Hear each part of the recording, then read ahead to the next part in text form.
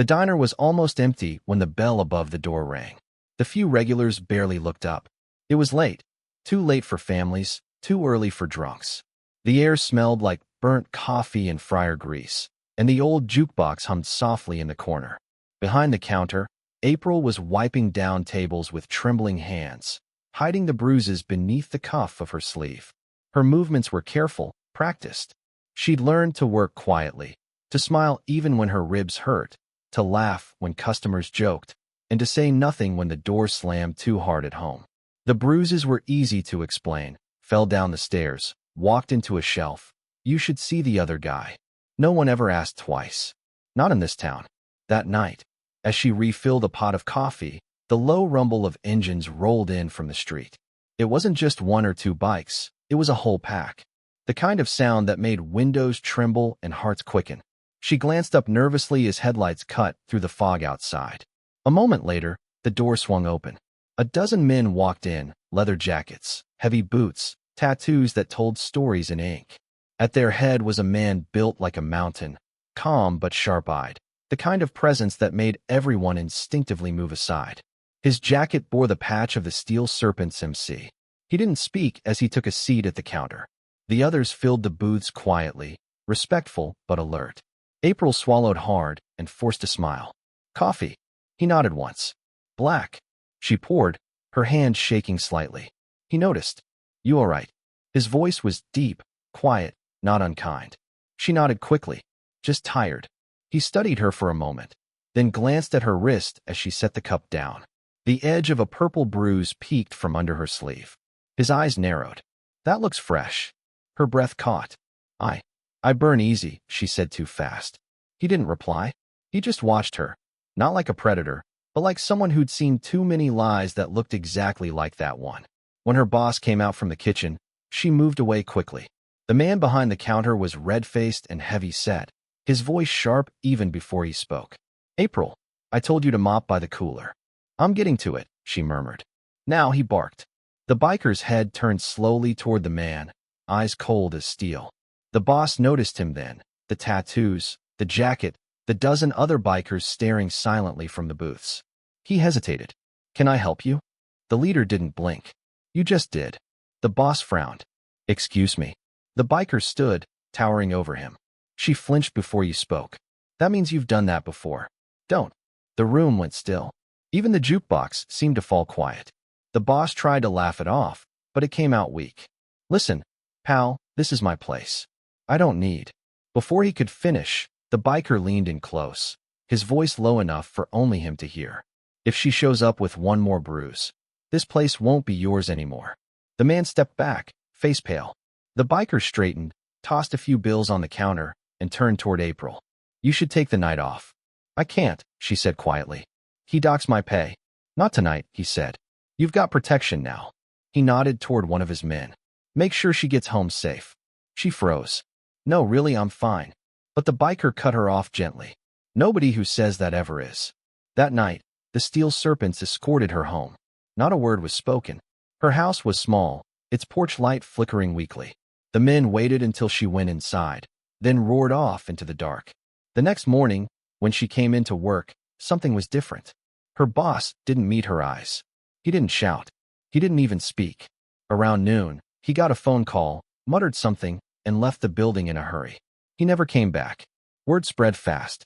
The biker gang had paid him a visit, not with fists, but with force that didn't need violence. His debts, his shady dealings, his secrets, all dragged into the light by men who lived in the shadows. Within a week, the diner had a new owner, a quiet woman from out of town who paid fairly and treated April like a sister. When she asked why the Serpents had done it, their leader, the man called Hawk, simply said, because we ride for those who can't fight back. Months later, April still saw them sometimes. The roar of engines passing by, a wave through the diner window, a reminder that kindness doesn't always wear a suit and tie. Sometimes it wears leather and carries scars. And in a town that once turned its head from Bruises, no one ignored the sound of motorcycles anymore. A few weeks later, the diner looked and felt like a different place. The walls were repainted, the flickering light above the counter replaced, and laughter, real laughter, started to echo again between the booths. April still worked the morning shift, but the quiet fear that once followed her like a shadow was gone. The bruises had faded. The dark circles under her eyes were lighter. And sometimes, when she wiped the counter, she caught herself smiling without realizing it. It wasn't that her life had magically turned easy.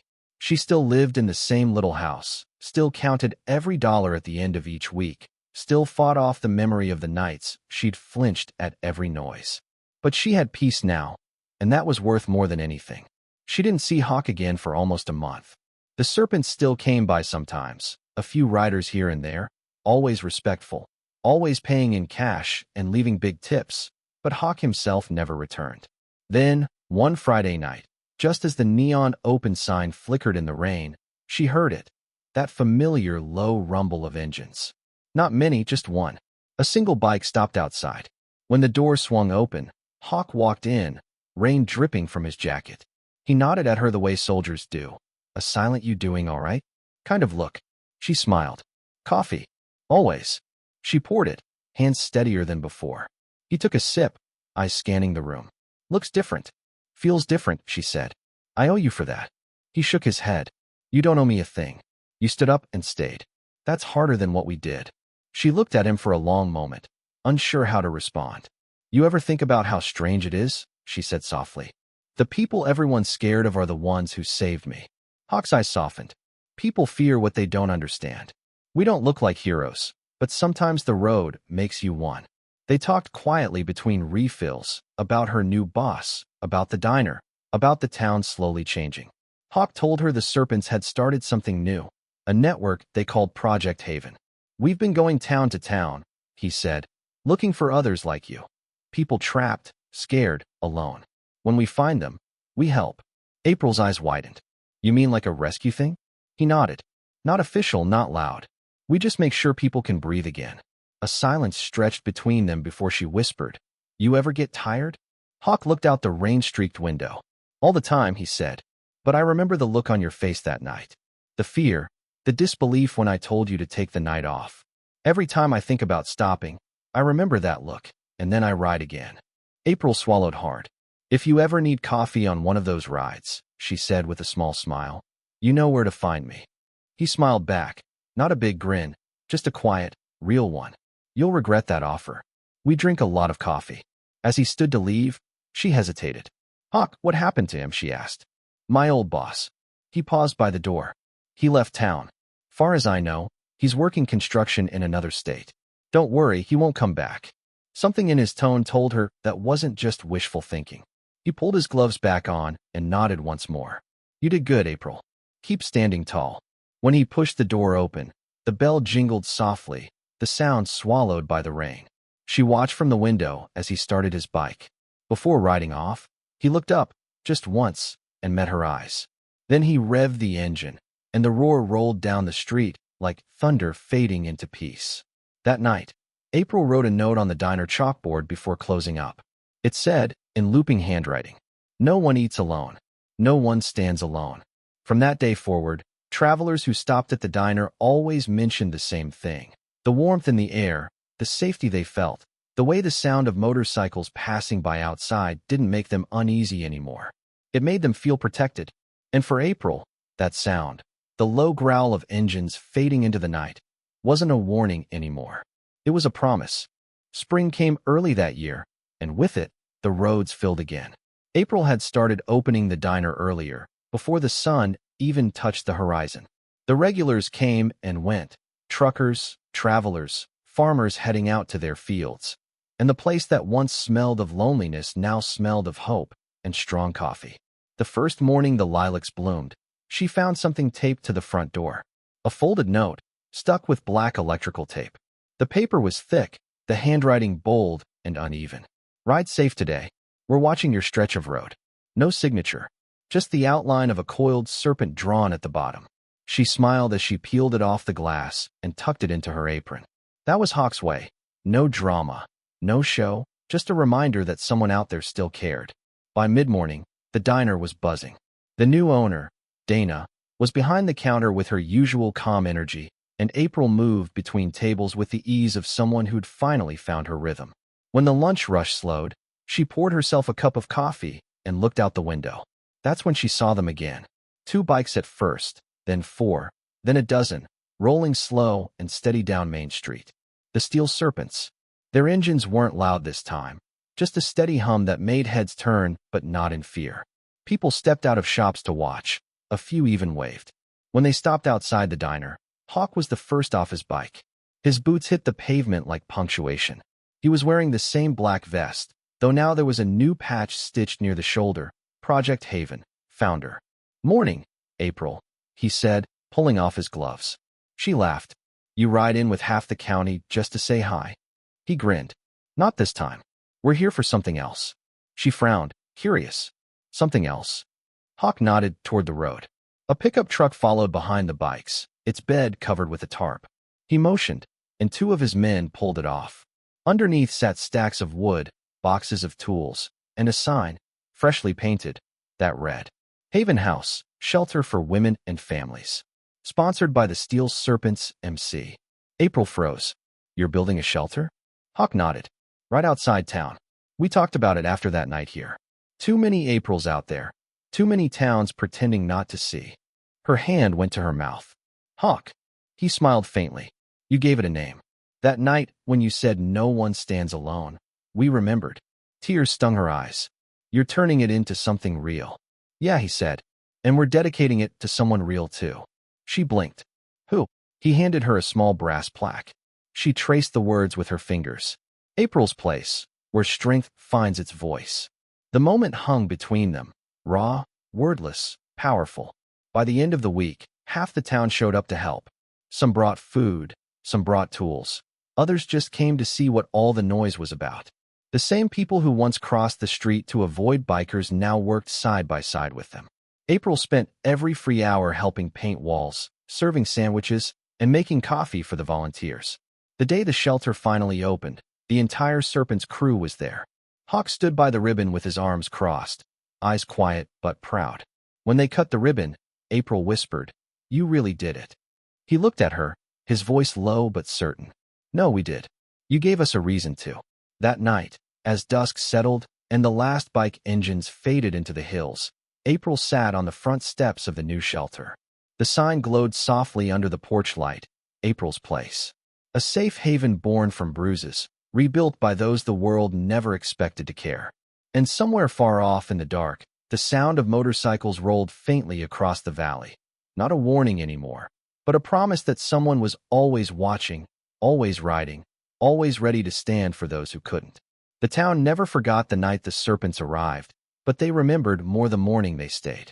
Summer settled over the valley like a warm blanket, and for the first time in years, peace felt ordinary. The shelter, April's Place, was alive with sound. Laughter, children running through the yard, hammers and music from the workshop next door where some of the Steel Serpents volunteered on weekends. The walls smelled of paint and fresh hope, and every woman who walked through its doors carried a story that started in fear but ended with something stronger. April stood on the front porch one morning, sipping her coffee and watching the sunrise light up the new sign. The bruises she once hid were gone, but she never stopped remembering them. They reminded her of where she'd been and how far she'd come. A deep rumble echoed from the road. She didn't even flinch anymore. Instead, she smiled. The sound was familiar, protective. 2 bikes appeared over the hill, sunlight flashing off the chrome. Hawk was in front, another rider behind him carrying a long wooden crate strapped across the back of his bike.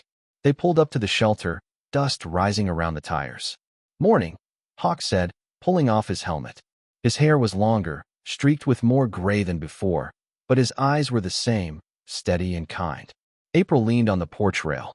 "You know, most people deliver mail by car." Hawk smirked. "Most mail doesn't weigh 50 pounds. He nodded to the crate. "It's for you." She frowned. "For me?" He and the other rider carried it up the steps and set it down. Hawk flipped the latches and opened it carefully. Inside was a hand-carved wooden bench, polished smooth and engraved across the back. "No one eats alone. No one stands alone." April's throat tightened. "That was on the diner board." "Yeah," Hawk said softly. "We kept it. Thought it belonged here more than anywhere else." She ran her hand over the letters. "It's beautiful." He shrugged like it was nothing. but his voice came quieter. You started all of this, April. Don't forget that. She looked at him for a long moment. You know, I used to think the sound of your bikes meant trouble. He smiled faintly. Sometimes it still does, but not for the good ones. A few hours later, the rest of the serpents arrived. They brought food, furniture, supplies, and a few of their families. The yard turned into a small festival. Kids playing tag around the bikes, women from the shelter cooking together, laughter mixing with the low rumble of engines. For once, the two worlds that had never understood each other were sharing a table. When dusk came, Hawk climbed onto a crate and raised his voice. We built this place with hands that know how to fight. But what matters most is that we learned how to protect. Every woman who walks through that door, every kid who finds peace here, that's our victory. Not the road, not the ride. This. The crowd clapped, cheers rising under the open sky. April wiped her eyes quietly. Later, as the stars came out, Hawk found her sitting on the bench. He sat beside her, elbows on his knees, staring out at the yard where lanterns flickered. We're heading out tomorrow, he said. New town needs a haven house. Thought we'd see if lightning can strike twice. April smiled sadly.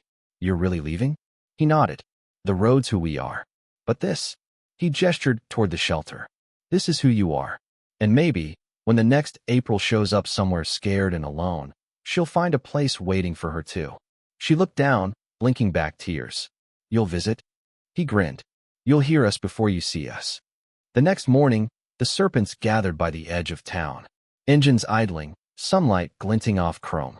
The whole community came out to see them off.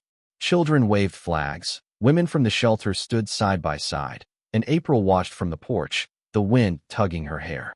Hawk put on his helmet, gave her one last nod, and shouted over the roar. You keep that sign shining, April. Then the bikes thundered forward, rolling into the horizon, one long line of steel and heart disappearing into the distance. As their sound faded, April sat down on the new bench and looked up at the morning sky. Somewhere, far down the road, she knew they were already helping someone else. The town that once turned away from Bruises had become a place that stood for the broken. And whenever the sound of motorcycles echoed in the distance, everyone stopped, not in fear, but in gratitude, because they all knew what it meant now. It meant the serpents were riding again.